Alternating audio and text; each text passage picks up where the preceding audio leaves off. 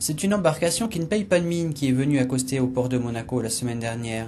Pourtant, la visite de cette petite barge pour une présentation aux responsables du port de Monaco pourrait bien aider la principauté à devenir plus propre. Description avec l'un de ses concepteurs.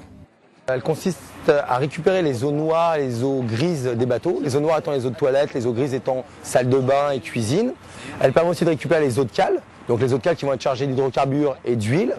Elle permet aussi, dans le plan d'eau, grâce au filet qui est devant, de récupérer tous les macro-déchets et aussi de dissiper les petites nappes d'hydrocarbures qui pourraient se trouver par-ci par-là au niveau du plan d'eau.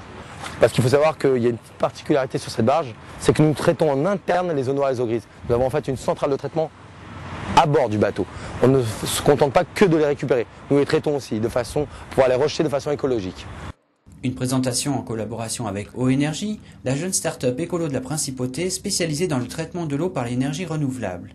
Déjà associée avec EcoTank sur la désalinisation de l'eau, cette fois, son savoir-faire lui permet de modifier cette barge pour une réponse 100% environnement durable aux besoins du port.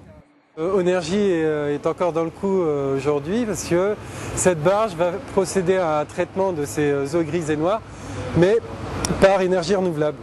C'est-à-dire que sur le même principe que le bateau-bus, la barge va travailler avec de l'énergie solaire.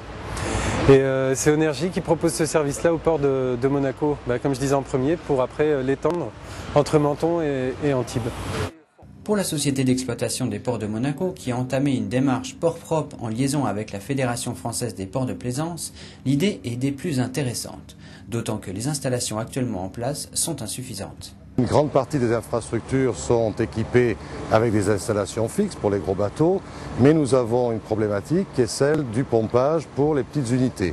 Nous avons une station qui est mise en place au poste d'avitaillement du port Hercule, mais pas d'installation du tout sur le port de Fontvieille.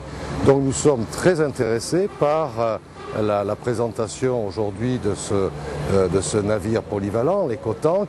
Donc on attend d'avoir naturellement des propositions tarifaires, mais a priori nous sommes très séduits par cette démonstration.